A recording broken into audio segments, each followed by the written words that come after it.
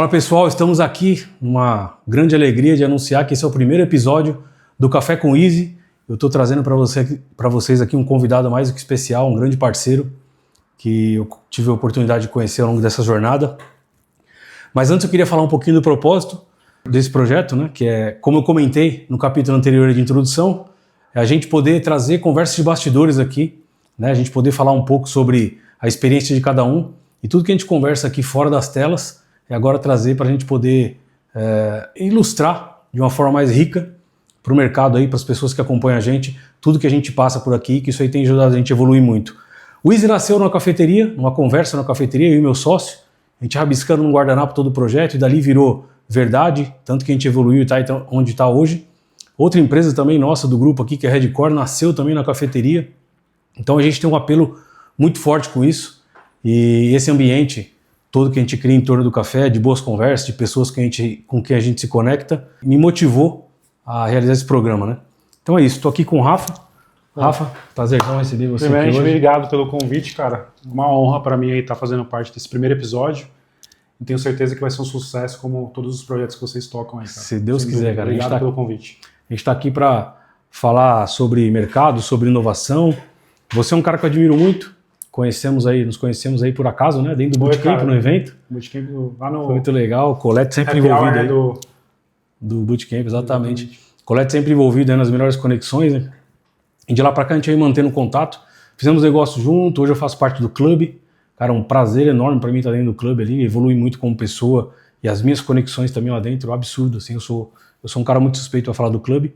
Então não tinha o porquê não ser você o primeiro cara a estar aqui.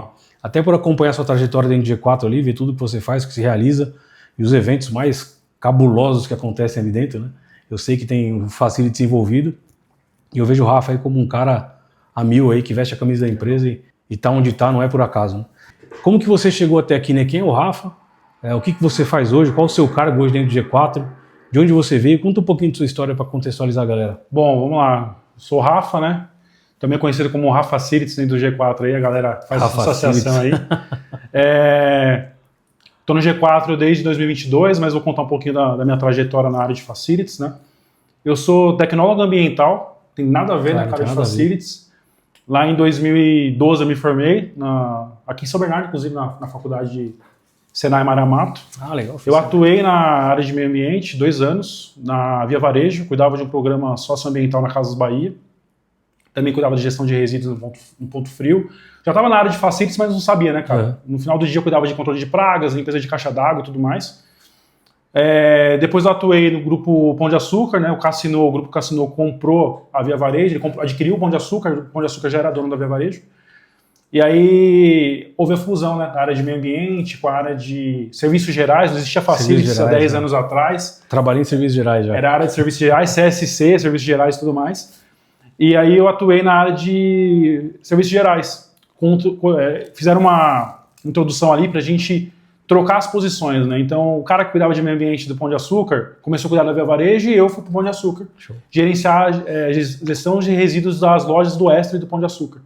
E aí foi uma escola, né, cara? Eu comecei a visitar as lojas, um segmento diferente da Casas Bahia, mas parte do supermercado. Eu comecei a me introduzir naquele meio ali de facilities. Quando a gente ia para a loja, a gente não só via resíduo. Eu olhava a operação de recolhimento de carrinho, cancela de estacionamento, serviço de segurança, CFTV, aí ia, né, equipe de limpeza, pratos prontos, né, toda a parte que envolve aí os bastidores da loja.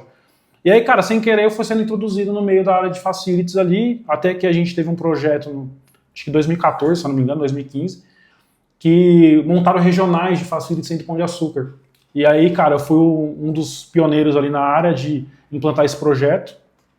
Inclusive lá que eu conheci o Thiagão, que trabalha comigo no G4, né? O Thiagão trabalhava comigo lá, ele era supervisor da Zona Sul, eu era aqui do ABC, cuidava das lojas, 90 lojas. Vou lá no Hub, sempre fez o Thiago lá. Exato. Ele cuidava do nosso espaço de evento. E é isso, cara, eu trabalhei no Pão de Açúcar durante 5 anos aí, entre Pão de Açúcar e Via Varejo. Em 2017 eu vou para a Cinemark, como especialista de facilities nacional, cuidar de 90 cinemas no Brasil. E aí Isso já em facilities? Já em facilities. Cinemark, a gente já entrou em facilities. Já entrei em facilities como especialista. Que eu vejo como facilities, então, pela história que o pessoal conta, é quase igual vendas, né? Você o pessoal não quer, não vou ser vendedor, não. Ele cai em venda. Cai em venda. Empurrado pra lá e fala, exatamente. pô, tô aqui agora. E aí agora eu acabei abandonando, né? Abandonei a área de meio ambiente, cara, que era uma coisa que era inovadora, muito como o AI hoje e tudo Sim, mais. sim. Só que a AI eu tenho certeza que vai ser muito mais importante. Mas acabei abandonando o meio ambiente, me apaixonei pela área de facilities e fiquei. E aí eu fui para a área de RH, cara, dentro do Cinemark, em 2017, cuidar de um programa, eles tinham um programa, não sei se tem ainda, mas que era muito legal, que era o Cinema Escola. A gente ensinava os gerentes dos cinemas a trabalhar na operação e a gente tinha um treinador por área de cinema. Então eu era o cara que cuidava da área de usher. A área de usher do cinema é quando você vai ali, que você entrega seu ticket de cinema, sabe? Sim. Entra no corredor de auditórios de salas de cinema ali, dali pra frente era a minha área. Então eu cuidava da padronização geral daquela área, cara. Como que a equipe de limpeza ia atuar, como que era a experiência do cliente dentro das salas. Enfim, dali pra frente. Como assim, tinha os treinadores de snack bar, de projeção, de bilheteria e tudo mais. E aí atuei 2 anos na área ali, treinando todos os facilities dos cinemas, né? Fazia auditorias também, visitando os cinemas no Brasil todo. E depois eu fui para a área de manutenção, também ainda dentro da área de facilities. Atuei mais 2 anos, mais 3 anos na área de manutenção ali como facilities também, só mudando de gestão, né? Até que em 2022 eu vou parar no G4. Né? E aí eu recebo o convite para ir para o G4, na época o Lucas Vasconcelos, que era o diretor financeiro, me liga, fala, cara, a gente está com um projeto aqui, G4 Educação. Eu falei, cara, o que é G4 Educação, meu? Não conhecia a Thales, não conhecia a Alfredo. Mais uma escolinha, né? Mais uma escola de negócio, o que é isso? Eu fui pesquisar, cara, falei, pô, os caras são grandes mesmo, cara, fizeram coisas bem bacanas. E aí eu aceito o desafio de ir pro G4, cara, eu entro lá como coordenador de facilities, com o objetivo de estruturar a área de facilities, cara. Então era criar a área do zero. Até então, o G4 é uma empresa que cresceu muito rápido, né, Absurdo, cara. Nesses 7 anos, né? Então quando eu cheguei lá em 2022, cara, a gente tinha 180 funcionários mais ou menos. Hoje a gente está quase 500. E a gente ficava num cowork, cara, ali na Berrini. Peraí, antes de chegar nesse ponto aí, que eu acho que eu sei pra onde essa história vai. Pô. Não, até porque é muito interessante, porque o que acontece? A multidisciplinaridade, né? Porque os setores se conectam. Então começou com ambiental, foi parar em manutenção, RH, serviços gerais, em facilities, que acaba tendo que gerenciar e cuidar de tudo isso, né? Dar apoio para que a operação funcione.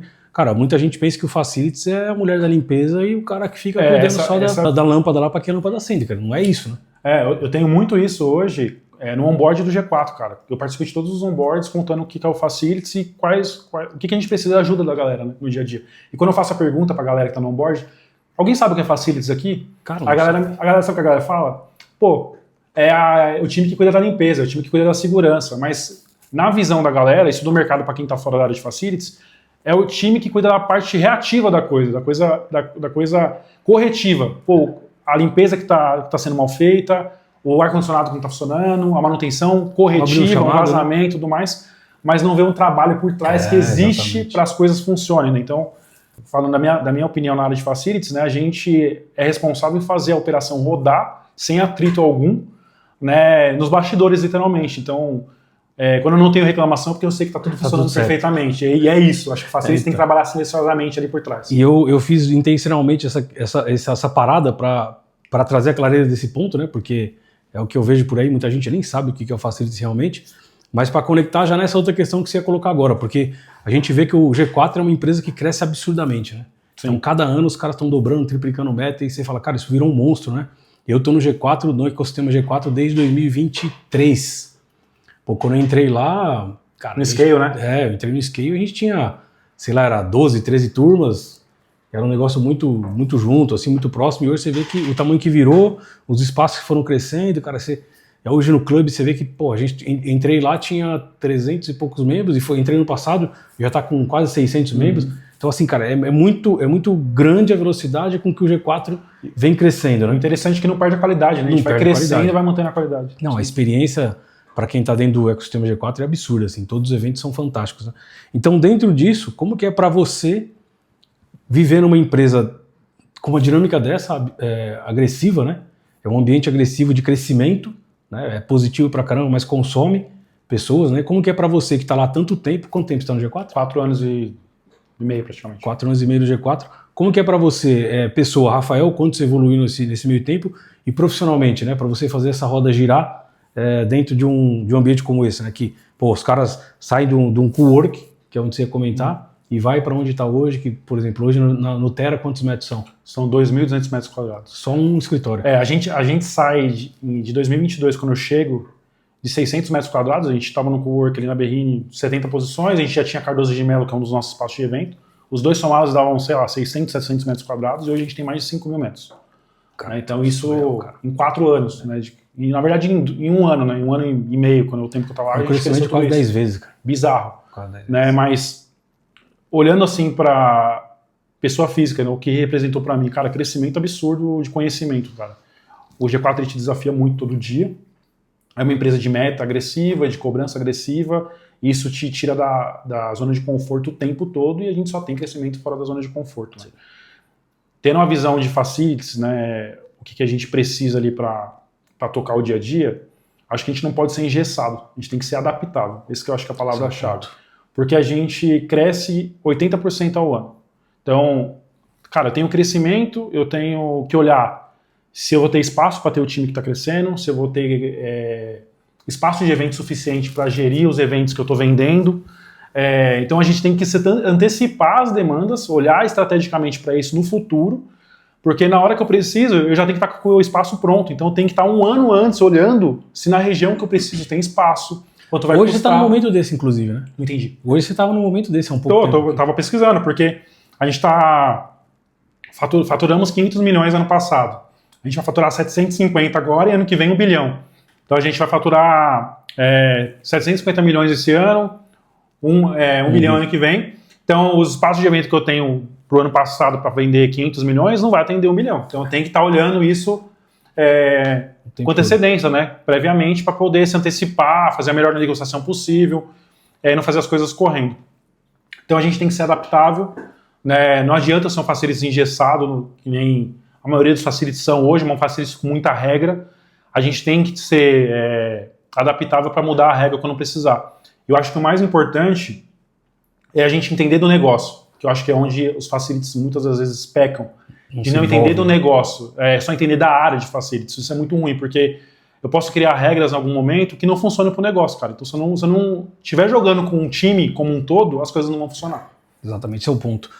Eu tive várias experiências lá no G4, por exemplo, aconteceu na GE, na gestão estratégica. A gente estava lá no segundo dia. Você estava nessa turma, né? Pô, lembra, é verdade. Acabou a luz, cara, no prédio, no espaço de evento, no hub. E lá no esse apagão que teve, nesse ano. Apagão, cara. Tinha, sei lá, devia ter umas 50, 60 pessoas na sala. Sim. O Nardon dando aula, um dos sócios do G4, e simplesmente acabou a luz. Não tem mais telão, não tem ar-condicionado, não tem nada, quente pra caramba. E agora, cara, buffet montado. Sim. Cara, puta de uma estrutura. Aí não tinha mais como ficar ali naquele ambiente. O que vai fazer? Cara, tem uma van lá embaixo esperando vocês, o estacionamento é por nossa conta, vão todo mundo pra van, a gente vai lá pro Terra, montaram... Cara, fizeram uma operação de guerra para remontar tudo que estava montado numa unidade, que era na Olimpíadas, né? Numa unidade lá no prédio de eventos. Tiraram tudo de lá e foi lá pro prédio central, que é o escritório principal de G4, e remontaram tudo lá de novo, e era sushi, era comida japonesa. Cara, eu fui olhar aquilo e falei, não é possível, bicho. Isso, puta cara. Operação, cara, absurdo. E o Rafa lá, no meio, a milhão, puxando cabo, extensão, ligando luz, ligando projetor, pegando o ticket de todo mundo dos carros pra poder zerar o estacionamento. Nesse momento a gente sai do estratégico e vai pra operação, cara. Faz o que tem que ser feito, né? Eu acho que o que é interessante, cara, que é uma coisa que a gente não tem como prever, cara. Se não for adaptável, foi um apagão que aconteceu em São Paulo. Foi. O prédio tem gerador, o gerador não aguentou, porque foi horas e horas, né? Foram. E aí subindo de escada, cara. E o prédio que a gente tá no escritório, ele já tinha um gerador que suportava mais tempo, e tinha um tanque de diesel ali maior, que comportava mais tempo. Cara, a solução foi essa, o time de CX lá nosso, vou pegar a van aqui, vamos tentar melhorar a experiência no que a gente puder, para não impactar a experiência do aluno, e ele não perder conteúdo, não deixar de aprender, e a gente conseguir passar no mesmo nível, até mais, fazer por ele ali. E aí a gente montou um auditório em coisa de 2 horas, cara, tava pronto, tudo funcionando, conseguimos um microfone extra. Né? O time de buffet trouxe a operação, e no final foi muito legal, cara, porque a gente teve esse feedback dos alunos, assim, era uma situação que era para dar tudo errado, todo mundo ir embora, a gente tem uma insatisfação dos alunos com isso, e no final a gente reverteu e foi elogiado né, porque a gente conseguiu tocar a operação rápido sem ter impactos grandes na operação. Tanto que morreu a experiência negativa lá, ninguém comentou, né? A gente passou numa boa lá e foi tudo bem. E no final das contas, eu lembro que aquele dia, depois chegou, se eu não me engano, foi o Jonathan que sentou lá, tipo, sentou outras pessoas do G4 junto e rolou uma puta troca ali, que era um momento que era pra ser um puta momento ruim. Sim. Acabou virando uma troca até muito maior, porque tinha mais gente ali que Virou estava de bobeira, passou, sentou coletivo. ali, começou várias perguntas e tal. Acho que o próprio Alfredo participou, ele deu umas 2, 3 respostas. Eu falei, cara, foi fantástico. Assim, no final das contas, a experiência geral foi muito boa, né? Isso aí acabou conectando ainda mais pessoas ali. Eu conheci pessoas lá nesse momento que eu não tinha me conectado ainda, né? A gente se conectou por conta de desce escada, sobe escada, é pra lá e pra cá. Cara, são caras que a gente tá conversando bastante até hoje. Então tudo isso foi muito legal ver e vivenciar ali. Agora, falando em G4, a gente vê muita, principalmente o Thales, né? O Thales falando muito sobre IA, né? Quem não utilizar IA aqui no nosso ambiente tá fadado a ficar fora e tal. Então ele sempre comenta muito, ele é bem incisivo nisso. O próprio Nardon e o Alfredo também comenta bastante. O João, dá aulas e aulas sobre AI. Como que é isso lá dentro para vocês? Essa cultura de AI realmente AI first, né? AI primeiro? O que você tem enxergado no mercado de facilities, principalmente automação de escritórios ali, onde você está? Como que você tem enxergado isso? E o que você tem feito dentro da área de facilities? Dá para colocar AI no facilities? Ou AI, cara, não tem nada a ver com facilities, é uma coisa de tecnologia, não vai atingir a gente aqui. Como que você está enxergando isso aí? O que você tem feito dentro do G4, dentro do seu área lá para conectar isso dentro do... Legal. O G4 ele já usa AI desde 2022, né? A gente tem um documento no Notion, a gente usa o Notion lá para guardar todas as nossas informações, documentar tudo. E o João Vitor criou um documento em 2022, no final de 2022, falando como utilizar o G4, o ChatGPT e tudo mais lá. E aí, muitas das pessoas no G4 usavam o ChatGPT como um Google melhorado, como a maioria das pessoas utilizam, né? E aí, do ano passado para cá, né, na verdade, assim, né, as automações de ChatGPT e tudo mais já eram feitas desde 2022 pelo time de Business Ops, o time de Tech, e sempre que a gente precisava de uma melhoria, preciso fazer uma automação de um processo, preciso melhorar um processo, as áreas enviavam essas solicitações para a área de Tech, para a área de Business Ops. Né, e aí, do ano passado para cá, o Nardon, o Thales, todos eles, né, o Alfredo, o João Vitor, vem provocando muito a gente de que todas as áreas precisam evoluir e aprender a usar AI. Né, e aí começou essa questão de cobrança da galera. Por quê? Como comentei aqui, a gente faturou 500 milhões ano passado, 750 milhões esse ano, 1 bilhão ano que vem. Só que o Thales deixou claro pra gente, falou, galera, a gente vai faturar isso, mas a gente não vai crescer time, a gente não vai crescer infraestrutura de escritório. E como que a gente faz isso sem crescer time, cara? Com o uso de AI. Então, no final do dia, qual que foi o recado que foi passado? O AI hoje não vai tomar o emprego de vocês, ninguém vai ser mandado embora aqui porque a gente vai começar a usar AI, ganhar eficiência e mandar pessoas embora.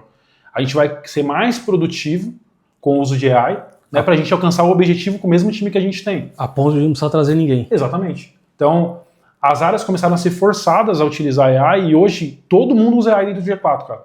Então, a gente olha para dentro de casa e entende o que a gente pode fazer, o que a gente faz no dia a dia ali que pode ser automatizado. Então, tarefas repetitivas. Eu vou dar um exemplo aqui.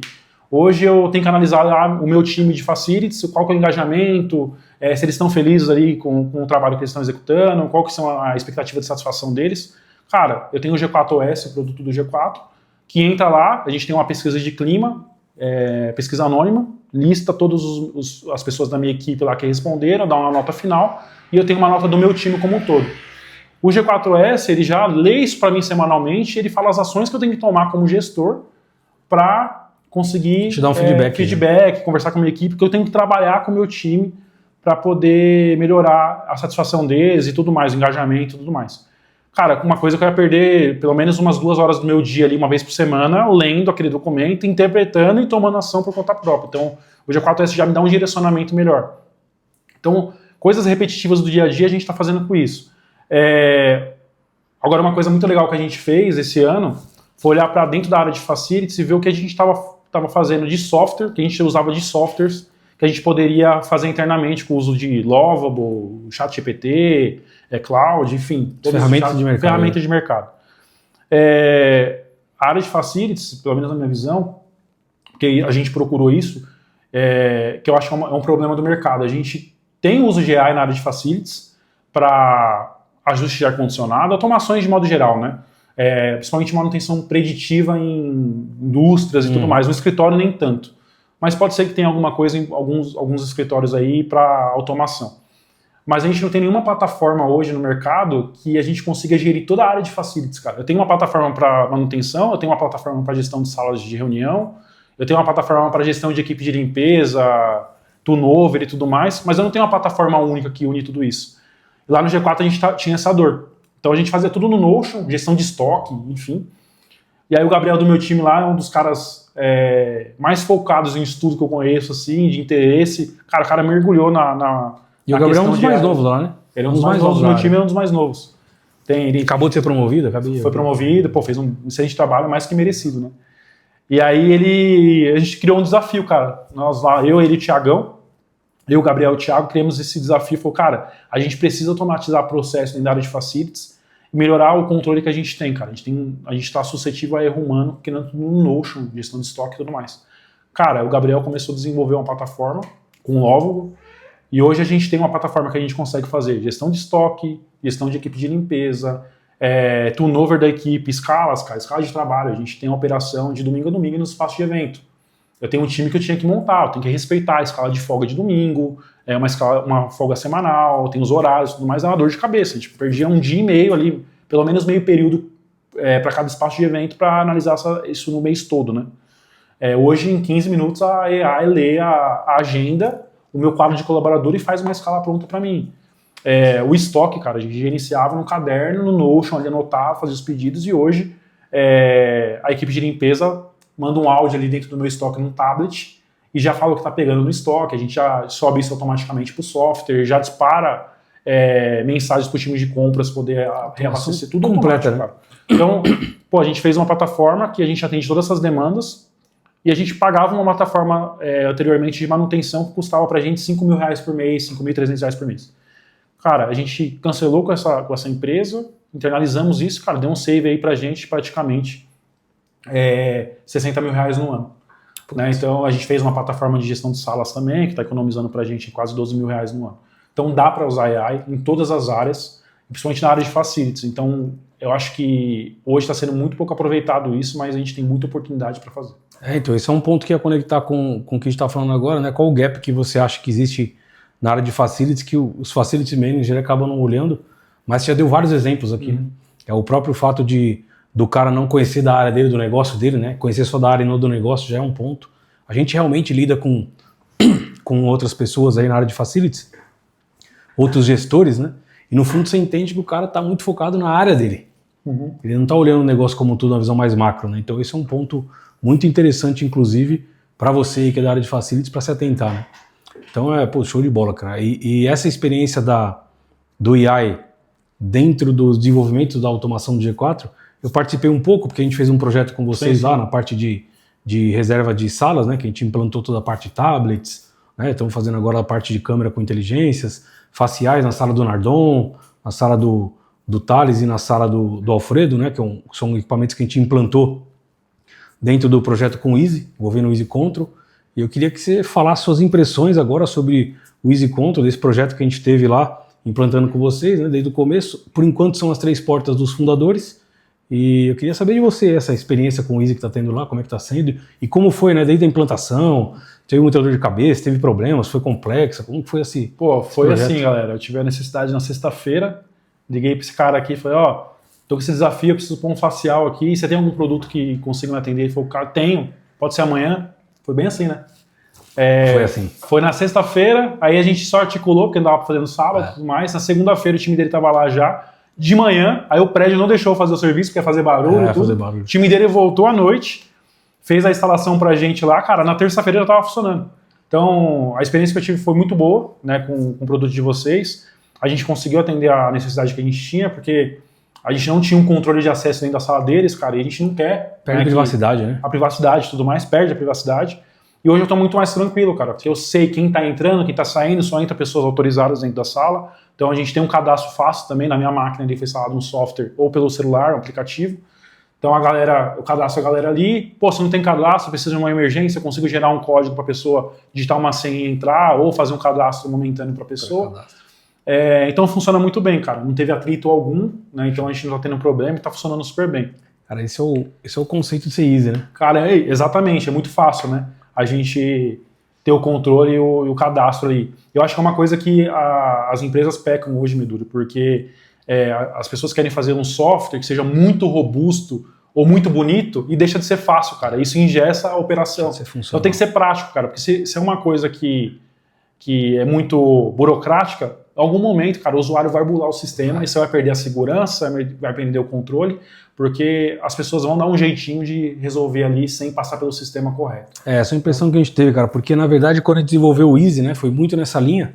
Estou há 23 anos na área de automação e a gente sempre sofreu muito com implantações, porque os softwares de produto de mercado são muito complexos, são fantásticos, mas complexos, e é mais ou menos o que você falou agora, falou um pouquinho antes, né, quando o Facility está funcionando, eu não tenho encheção de saco, então eu sei que está tudo bem. A gente, mesma coisa, cara, se o software não aparece, ninguém fala do software, ninguém tem que tá tudo certo. Porque se o software fica muito em evidência, cara, o software é uma ferramenta, ele não tem que ser pauta de discussão, entendeu? Então a gente caminhou muito para esse lado para desenvolver a solução do Easy aí. E a gente está muito feliz de ter implantado lá, ter o G4 como cliente. Cara, isso é importante pra caramba pra gente. E também feliz de ter conseguido atender as expectativas lá, o pessoal aqui correu, o Rodrigão aqui que está acompanhando a gente aí nos bastidores, deu um baita apoio. E, cara, problemas tem, mas a gente está com o pessoal de suporte também sempre em cima. E a ideia é essa, a gente está muito próximo do cliente aí e fazendo as coisas acontecer. Rafa, brigadão pela sua participação nesse primeiro episódio. Para mim é um grande prazer ter você aqui de verdade. Te tenho como um cara referência no mercado. Eu queria que você deixasse uma mensagem para o pessoal, né? Para quem está assistindo a gente, principalmente para a área de facilities, o cara que quer entrar na área ou o cara que está na área. Às vezes aquele cara que está começando na área, mas não sabe muito bem por onde ir, tá meio sem referência. Qual que é a dica que você deixa, assim, uma dica de ouro para essa galera, uma mensagem legal que você queira transmitir pro pessoal que está nos assistindo aí? Cara, eu acho que a pessoa que está na área de facilities ou quer ingressar na área de facilities, primeiro ela precisa ser, como eu comentei, adaptável, cara. Não adianta você ser aquele facilities rígido que segue a regra à risca, porque isso não vai funcionar para o negócio. E para você entender isso, você precisa mergulhar no negócio. Então, no G4, eu preciso participar das pautas de turnover, eu preciso participar das pautas de crescimento da empresa, eu preciso participar dos produtos, entender quais são as necessidades de cada coisa. Então, onde você estiver no segmento seu, você tem que entrar no negócio e entender quais são as particularidades do seu cliente interno, cara. Então, no cinema, por exemplo, eu precisava entender qual era a dor do gerente do cinema, cara. O que eu fazia que atrapalhava a operação dele. Então, o cara que está entrando na área de facilities, ele tem que ser adaptável, entender do negócio, tá? E ser prestativo sempre que ele possível, né? Então, tá ali acessível para conseguir resolver os problemas no dia a dia e, principalmente, dominar dados, tá? Então, acho que é uma coisa muito importante, cara. Ninguém toma decisão no feeling. Se você está tomando decisão no feeling por muito tempo, uma hora vai dar ruim. Então, para se antecipar, monte uma estrutura de dados, use AI no que você puder utilizar, mas eu acho que o mais importante, você tem que ter os seus dashes ali com as suas principais métricas para você tomar as decisões estrategicamente com antecipação. Eu confio em Deus, o resto tragam-me dados, né? Pois é, exatamente. É isso aí, brigadão, gente. Boa. Esse foi o primeiro episódio do Café com Easy. Essa caneca aqui é para você, Rafa, é um presente obrigado, nosso. Cara. Pode levar. E é isso aí. Bons cafés e boas conexões. Obrigado aí pelo convite, cara, e tenho certeza que vai ser um grande sucesso esse projeto aí. Se Deus quiser, isso aqui é bons cafés sempre com boas conexões, seja easy.